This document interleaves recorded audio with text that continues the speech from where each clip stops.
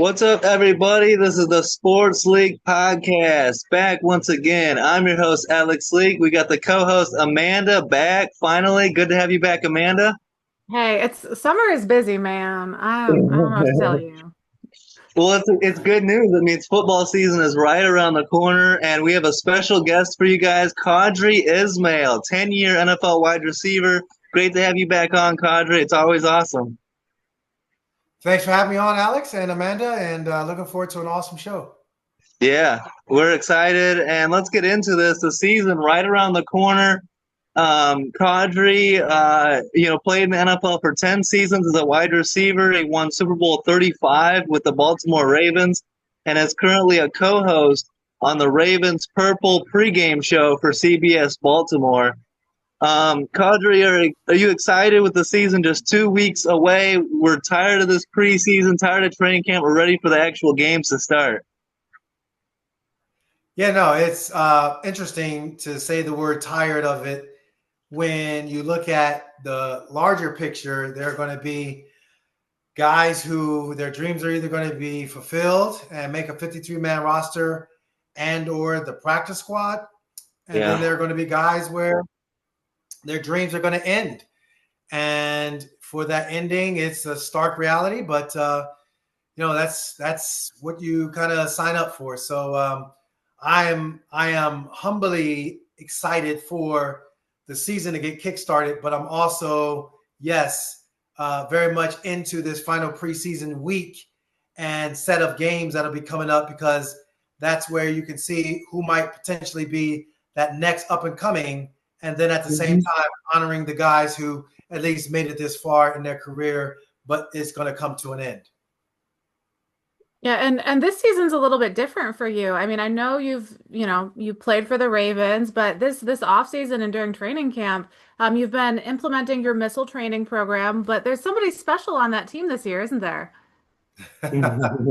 Yeah. So with obviously all the media work and responsibilities, and obviously with my missile training that I do, the cool part is that yes, I've been able to put together some really cool training, and my son has had his fair share of opportunities. One last year with the Ravens, and obviously this year he's on uh, the Las Vegas Raiders 90-man roster, signed with them back in April. And so the last game, Arizona Cardinals, it'll be really cool to see how that unfolds for him and see if he Yeah. can catch on with either a 53-man roster or make the 90-man roster and the practice squad, if you will. So really looking forward to seeing how the next few weeks unfold for him.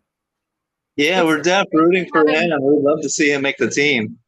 it's crazy having so many NFL players' kids in the season this Yeah. year.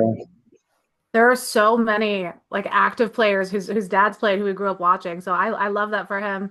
We're pulling for him to make the 53-man roster for you. But I think it's so cool that you got to implement your training program to help get him to where he is. I think like there's nothing that can speak more to what you're doing post NFL career than I mean your son's in the NFL at training camp right now. That's I mean that's all the applause you need for what you've been doing with your training program. Yeah. Well, I think part of, what I do from a training aspect is I call it the walk beside. Every person's dream and journey is different than the next person. And you, the performance coach, you have to be able to have a keen awareness of what that walk beside looks like. I mean, we could talk training philosophies all day, but if you can't connect with the athlete, then what is the purpose? And I think for my connecting with my son, both at the collegiate level and then obviously now at the professional level, and being able to share with him some of his experiences and kind of correlate and relate that to what I have seen with myself and some of the other guys that I've been either fortunate to train or play with or against. There's nothing like it. And so that walk beside relationship for me is really special. And I think for him to accomplish, his goal of, getting on an NFL roster, I know he has the talent to do it, and I know he's built to do it. So it's been a lot of fun to kind of go along that journey with him. Nice. That's awesome. And yeah, we love what you're doing at Missile Training. It seems to be, very successful and having a really good impact on people and their lives. So great work with that. Qadry, let's talk a little bit. So let's start with your Baltimore Ravens. You got to be excited with the season about to start. Once again, this team is a contender. It's one of the best teams in the entire league. And this offseason, they signed DeAndre Hopkins, Jair Alexander, Cooper Rush. Do you like some of the moves they made in free agency this offseason, bringing in some veterans? Well, I think since Amanda has all that Packer gear behind her, I know I don't want she's to talk sitting about there. Jair, okay? I'm still sensitive. She's like, oh my God, you guys let Jair go. What's going on? But I think for the Ravens, we've been very blessed to have him. I think it provides a strong amount of depth and just badassness to the Ravens defense and their secondary. I think DeAndre Hopkins is a strong veteran piece to the receiver room that I know is going to pay off for the receivers in general, and just the passing attack in general, because I think his catch radius is really cool and awesome to see. But I just think, by and large, when you look at the Ravens, their roster is what I consider a win now type roster. It's Super Bowl or bust.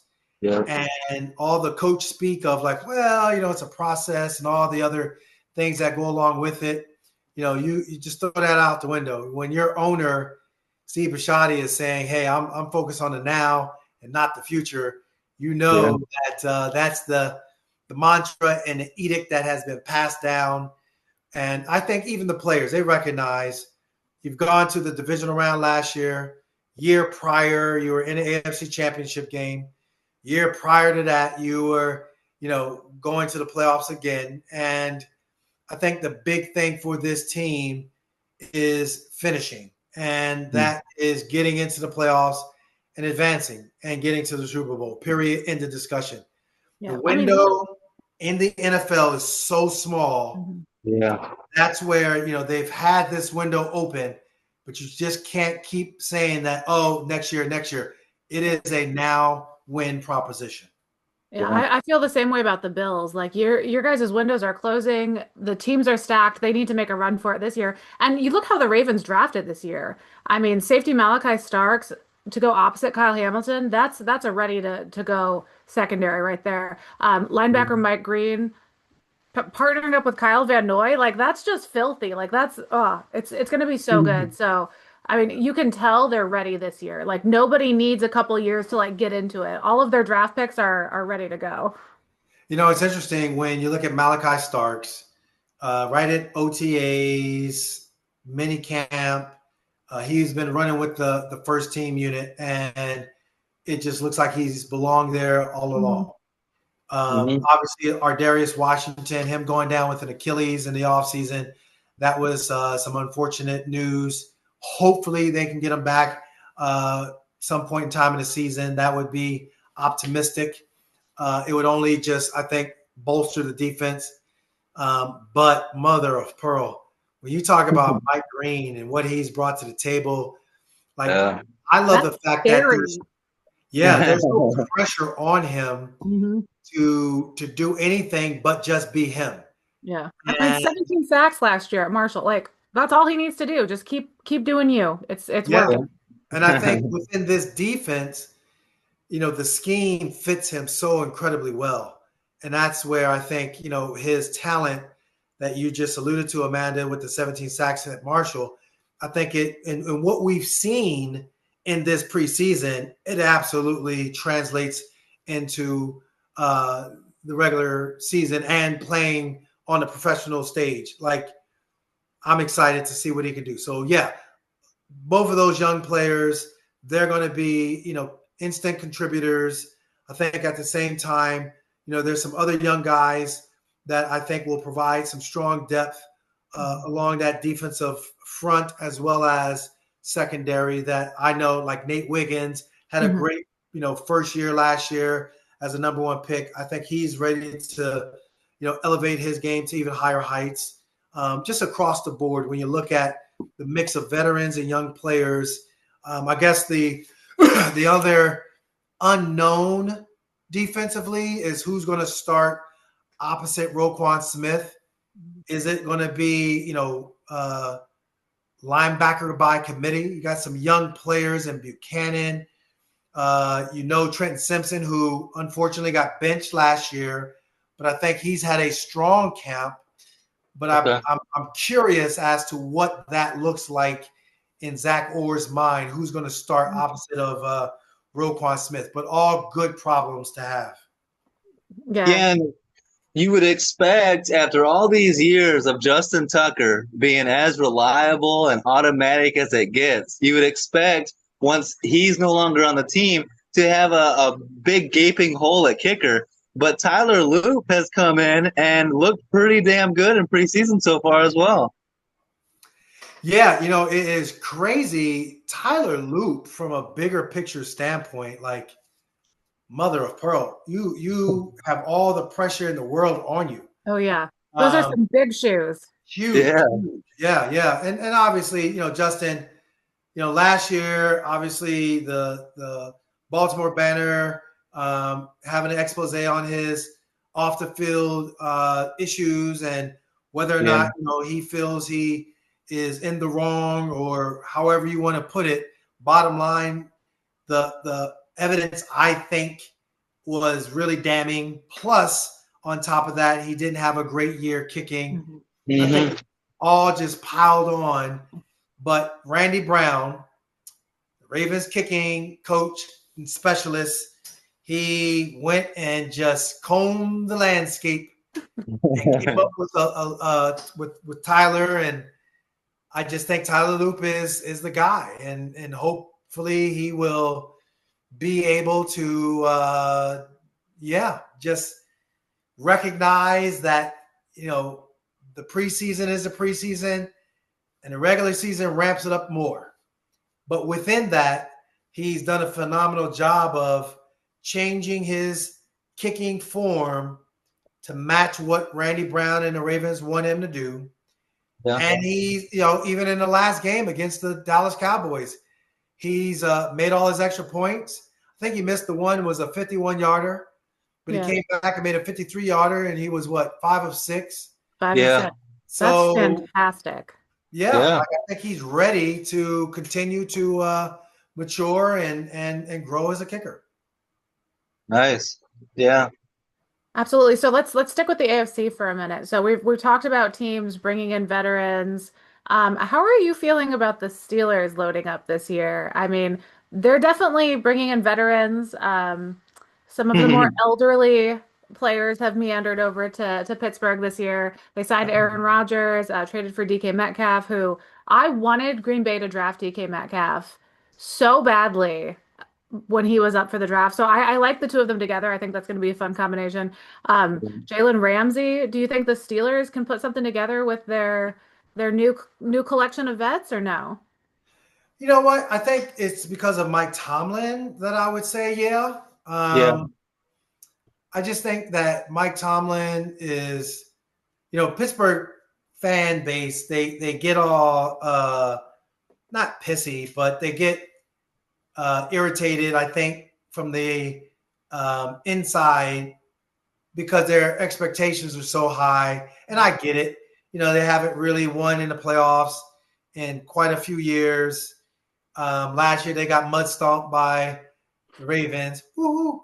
And so that, kind of sent them in a scenario where they, their expectations are like, all right, yeah, we know Mike's a good coach. Yeah, we know all these other things, but we want to win. And I get it. I think even for Raven fans with, John Harbaugh, is he a great coach? Amazing coach.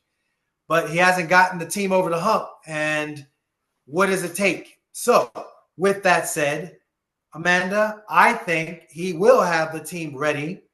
I do think they will get into the playoffs. I do also think they're going to have another early exit. And it's going to bring up all the questions all over again about Mike Tomlin. Yeah. And I think the conversation leading up to like where's Aaron Rodgers gonna go was so funny because I knew from day one he was going to the Steelers. Like all the clips, every time the Steelers and the Packers played, Aaron Rodgers and I called it flirting. Alex doesn't like that, but Mike Tomlin and Aaron Rodgers, they've had a flirty situationship for a decade. Like the glances and the winks on the sidelines. I just knew there was no way they were going to pass up an opportunity to work together. So I'm excited to see how that plays out. yeah, It's interesting. I think from a playing out aspect of it all, I like how some of the things he was saying as far as, you know, honoring his offseason, and it didn't bother the Steelers. And even, this preseason, him not playing Mhm. and any preseason games, I just think that, yeah, they get it. They understand what it is to be a veteran. I think more importantly, the big thing is the fact that they were able to sign TJ Watt, their, yeah. unequivocal leader. And I Mhm. think that was a good opportunity to, say, hey, we are for real and we are looking forward to, just basically, feeling like they're going to be competitive and ball out. Window of opportunity is small, obviously, but yeah, I think just the gamesmanship of this Steelers organization, they're going to be in the thick of it when it comes to the regular season. Yes, this division's so competitive, and the Bengals are in that same boat, in my opinion, especially on the offensive side of the ball. They're loaded. Joe Burrow and Jamar Chase and T. Higgins and all those weapons they have. But the big issue in Cincinnati, you talked about the Steelers being smart and taking care of TJ Watt, their defensive leader. You got the Bengals over here with Trey Hendrickson with 34 sacks in the last 2 seasons, and their defense was already terrible last year. You lose Sam Hubbard to retirement, and now you're dragging your feet, not wanting to pay Trey Hendrickson. I hope eventually they pay him, but I don't know what the Bengals are doing. Yeah, it's amazing. Big picture wise, part of the Bengals' MO is cheap. Part of their other MO is power. You hear for decades just how they've been. And again, I think they look at, Trey Hendrickson as, the age of 30. Oh, he's older. It's just Yeah. it's the same tired story, same story, different year, different season, same star player. I do recognize they put a ton of money over on the offensive side of the ball, as you alluded to. Yeah. But at the same time, I think it's a foolish mistake just to think that they can play these mind games with Trey and it'd be okay. Yeah, yeah, and I hope they get it done. And Amanda, I've been saying this, like the entire NFC North should be calling about Trey Hendrickson. Green Bay, Absolutely. Detroit, Chicago. He would be a big upgrade. Yeah, he's one of those players that like I would hope that the Packers are having a conversation and putting out offers on, but like they Yeah. never actually make an offer on the players that I want. So um, Green Bay Well, makes I don't sense. know if they're going to sit there and, well, not that they can't pony up. Maybe they will. But I'm looking at the market, and it's Mhm. like that 31 million plus, Mhm. up to Miles Garrett 40 something Yeah. million. And so I think that's where Trey Hendrickson wants to have the conversation started. Obviously, they're talking about trading Trey Hendrickson. So I guess if he gets signed, is it a sign and trade? Who knows? Yeah. But Yeah. yeah, I mean, Uh, shoot, he- I think He's the he's one of Packers those players right now. like him. Him and Micah Parsons right now. I'm like, what's going on? Like I'm real nosy as a Packers fan. I'm like, okay, that could be a Yeah, good fit. Just saying. yeah. The Packers.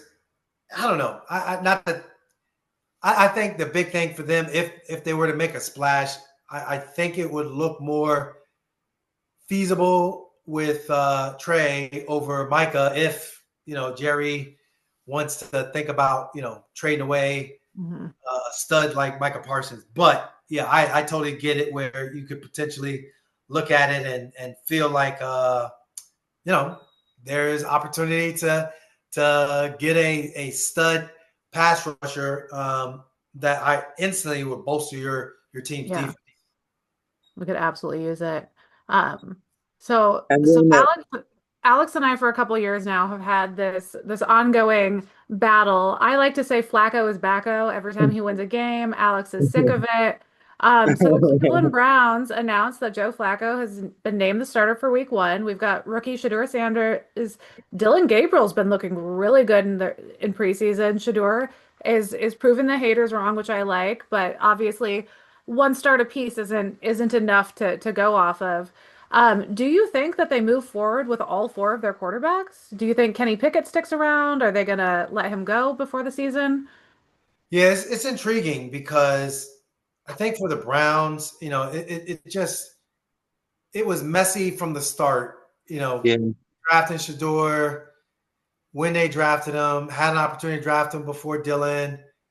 Now, it's every interview is being dissected. Is it Hmm. Dylan throwing shade at Yeah. Shador? There's entertainers and there's competitors. Like, Hmm. okay, WTF? Are you sitting there, trying to act like are forming, or are you sitting there throwing shade? We don't know. But we do know that the big picture when it comes to Kevin Stefanski, I think, those are more headaches than things Yeah. where, you're like, all right, cool. yeah, We're going to set ourselves up for a healthy quarterback competition. But now you put in those 4 guys, and kudos to Shador for taking advantage of his opportunity. I'd be curious to see what this final preseason game looks like for both him and Dylan. yeah, But I don't think, if it were me, I wouldn't even consider Kenny Pickett. I think Kenny, I'd let Kenny go, let him. There's enough teams out there that are going to be, looking for his services as a backup. But then let these 2 young guys kind of just figure it out when you got Joe Flacco.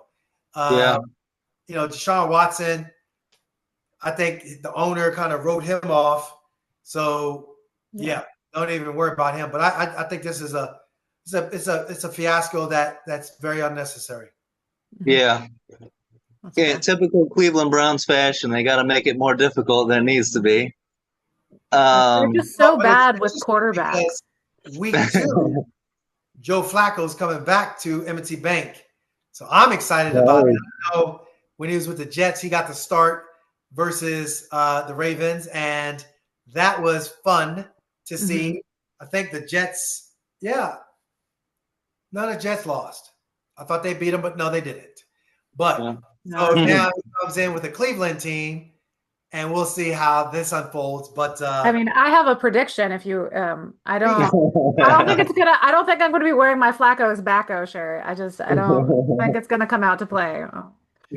yeah, Mike no, Green's gonna be coming off the hey, edge. the defense is probably chomping at the bit to get after him. Hmm. But Yeah. I think it'll be an interesting game for sure for him.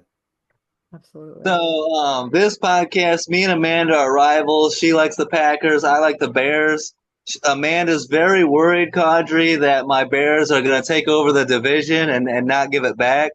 Now that Ben Johnson's here, now that we got Caleb Williams and Colston Loveland, but the Detroit Lions are trying to go for their 3rd division championship in a row. How difficult is it, in your opinion, Qadry, playing 10 years in the league, to lose both your offensive coordinator and your defensive coordinator, and 2 great coaches, too, in Ben Johnson and Aaron Glenn, and have to replace them on the fly? I think it's only natural to expect the Lions to kind of take a little bit of a step back this year, don't you think? You could say that. I mean, I know that Aaron Glenn was one of those guys that really bought in, and I think the way he coached up the guys was amazing. Plus, you look at all the injuries that they had, Yeah, and him being able to just continue to set a high standard for the Lions. But I think that they'll be okay. I think that it's one of those cases where there'll be an adjustment period. Mhm. But I think that overall, the division, obviously Ben Johnson, we'll see what it looks like for the Bears. But I think overall, if anything, I'm kind of curious as to what the Vikings are going to be doing. Yeah. As a former Vikings player, I have a strong affinity for them. What is it? Is it our quarterback? Is it JJ? JJ Yeah, McCarthy. JJ Yeah. McCarthy. But I mean, he McCarthy. missed his entire rookie season. And I have a Yeah. bone to pick with Minnesota. So during that draft, they traded up to get JJ, and I had predicted that they trade up and he sits behind Kirk Cousins for a couple years. They traded Yeah. up, got him. I was like, oh my God, I'm a genius. And then Kirk Cousins was gone. And I was like, but no, he needs that Aaron Rodgers behind Brett Favre on the bench scenario. Like Yeah. that is what I pictured as a Michigan fan. Like I think JJ McCarthy could have used that. And then the whole situation, like he missed the season. So I am very intrigued to see how JJ does this year after missing last year. I mean, do you think they're going to be good? Are you just intrigued to see how it plays out?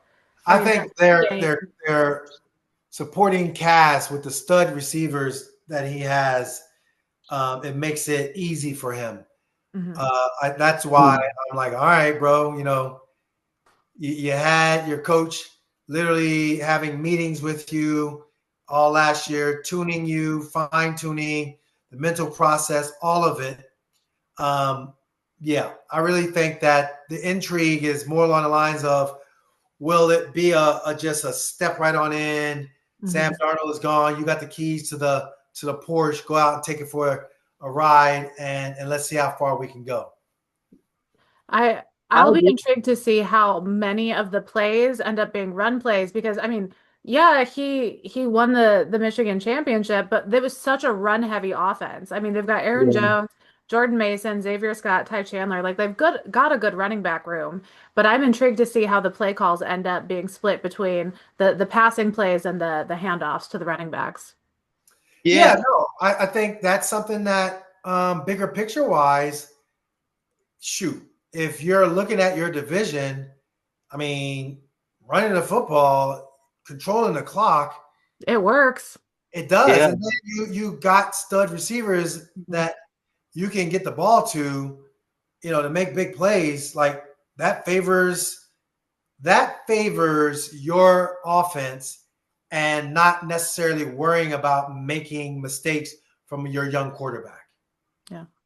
Yeah, and my other beef is if I'm the Vikings and you got McCarthy who played in one preseason game and got hurt, missed his entire rookie year, I would have spent and brought in a better, more established veteran backup that McCarthy can learn from or he can sit behind if he needs to. Right now, all you got is Sam Howell, and that doesn't really impress me.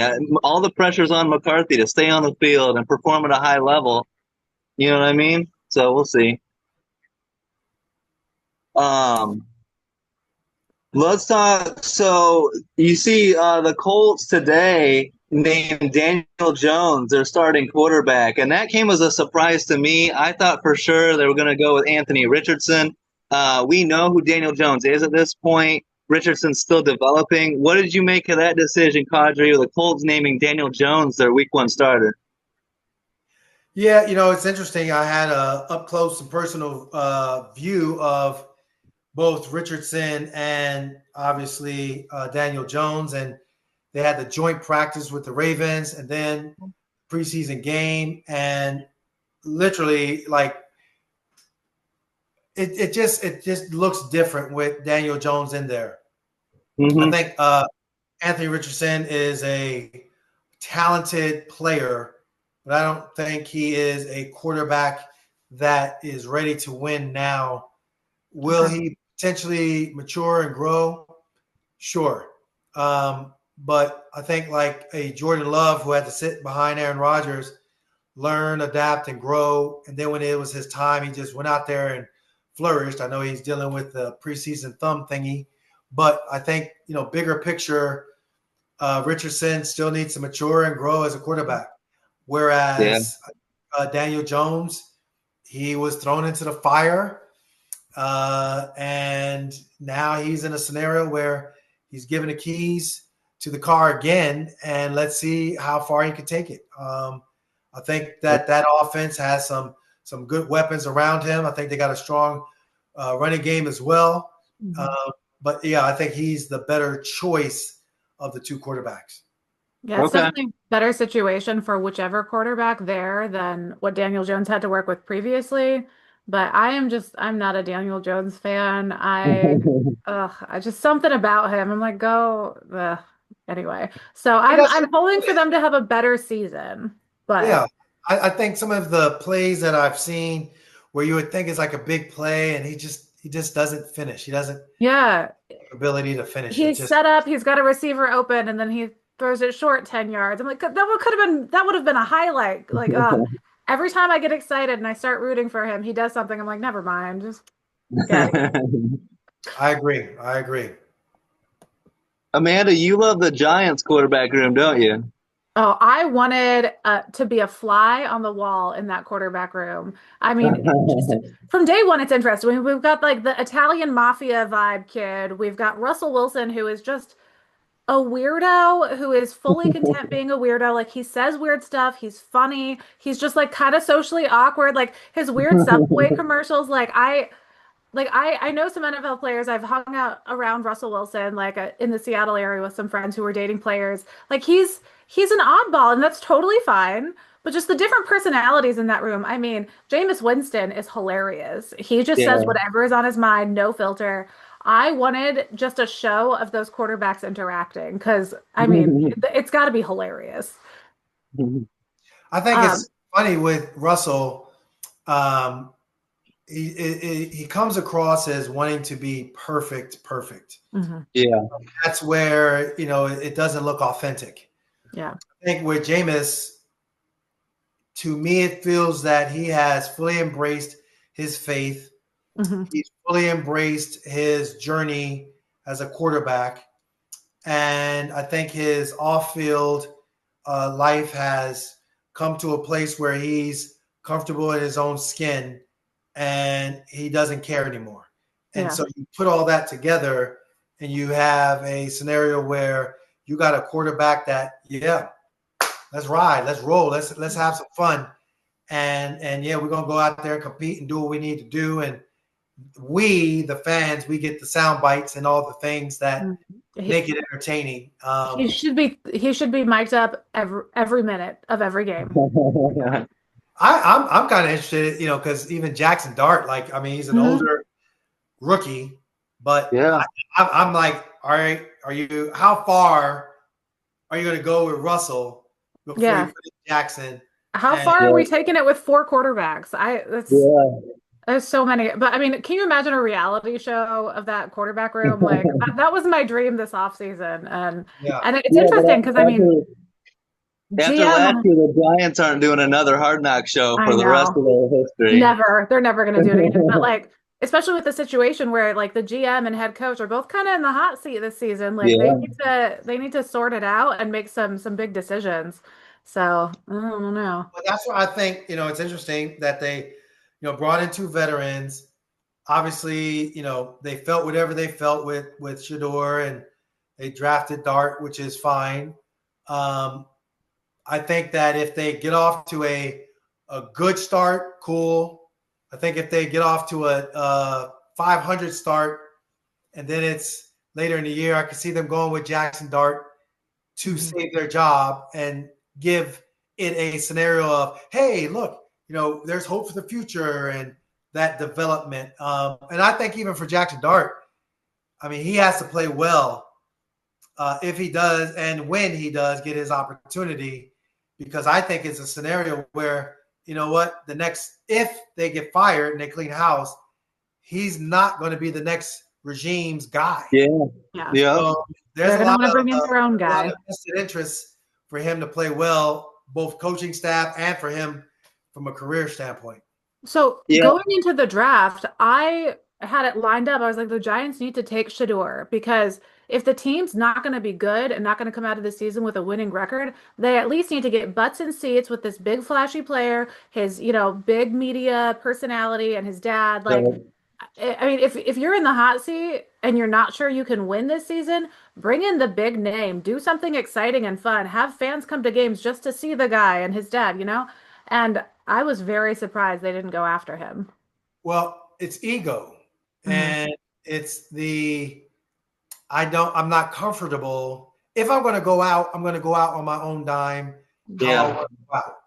And that's ego that's at work, and they didn't feel comfortable. I mean, we can speculate why they didn't feel comfortable and all the other nonsense, but the bottom line, they didn't feel comfortable. And so within them not feeling comfortable, they go ahead with a comfort, which is Jackson Dart. Yeah. Yeah, and the Giants fans do seem to be rallying around Dart. They're believing in him. He looked good in the preseason. So hopefully, I think the best chance for those guys to save their jobs is to get Dart out there sooner than later and hopefully get some wins and show that he can be a quarterback of the future. Lastly, we'll get you out of here on this. I think, Qadry, I think the Saints are going to be the worst team in football this year. Derek Carr retires. Their quarterback room is very, I don't know what to say, Spencer Rattler, Tyler Shuck, Jake Hayner. If I'm the Saints, let's win 2 or 3 games this year, get the number 1 pick, and then next year's draft class is a lot better. Maybe they can take Garrett Nussmeier or, Lenora Sellers, one of these guys coming out next year. Yeah, I think it's interesting for the Saints. I think the bigger picture for them, Tyler Shuck is a guy that is, I think, ready to play. Uh-huh. I think Spencer Rattler is what I saw last year didn't impress me. Yeah, me neither. I don't know. I don't. I think because they don't have anything to lose, I think they're going to be just upsetting teams. Okay. And yes, I put their over under at. I'm gonna be generous. I'm gonna say they win 7 games this year. Okay. I've got them at 5 or 6, so 7's fair. I do see them playing spoiler with their divisional rivals. Like I just see them being like, oh, we're gonna play today just to mess you up. I get that vibe. Lastly, one last one. Do you have a Super Bowl prediction? I know it's preseason. The season hasn't even started yet. I'm assuming you got the Ravens in there. Who are we watching in the Super Bowl? Man, I mean, yeah, that's a good question. Ooh, I would say Super Bowl or bust, yes, with Baltimore. My God. I mean, I'll say the usual suspects over in the AFC, the Chiefs, the Bills, the Ravens. Yeah. I think I'll give you a surprise team and a team that, excuse me, didn't make it in the playoffs from the AFC. Patriots. I say no. I'm gonna say the Raiders. Okay. Biased, but I like what Geno Smith looks like, and I love me some Pete Carroll, and I think their defensive coordinator Patrick Graham is a head coach in waiting. I think over on the NFC side, if I were to say the Eagles going to put themselves in contention yet again. Obviously the Eagles, yeah. Obviously the usual suspects. The Commanders are going to take a step back, but I think they make it the playoffs. Mm-hmm. Yeah. Who else? I think. Gosh, again, I'm pretty wide open. The Packers and the Vikings. Yeah. I think I got the Buccaneers. I think the Buccaneers could do something fun this year. Buccaneers, absolutely. I got them in the NFC conference game at least. Yeah, that'd be fun. I agree with that, man. That's a great point by you. Absolutely. I think who out west? I don't know. I'm gonna give Mike McDonald some love and say that Seattle. That'll be my team to do some things in the NFC. Okay. I like my it. hot take is the Lions don't win their division this year. They're going to get dethroned. Good. Not by Green Bay, but by probably Chicago. It's going to be Minnesota just to spite both of us. Yeah, probably Minnesota. It sucks to be watching my Michigan championship winner players go play like Colston Loveland over there, and we got JJ McCarthy. Like, really, guys? You couldn't not like any other division? Come on, like, oh, sucks. Well, Qadry, it's always awesome having you on the show. We thank you so much for your time. Best of luck to your Ravens this year and with your son with the Raiders and your missile training. And keep up the great work as always. And we look forward to talking with you in the future. Appreciate you guys. Amanda, I know your Packers will do wonders. Alex, I know at the same time. I always love getting a chance to come on your show and hit me up at mid-season. Maybe we'll talk shop and see whose predictions are coming truer to form. Sounds good. It's usually mine. Alex's are normally. Yeah, but she's going down this year. She's had 2 years on me, not this year. Looking forward to it. Appreciate you. Yeah. Hope you guys enjoyed this episode. Don't forget to like, subscribe, leave a comment. Have a great week, guys, and peace out.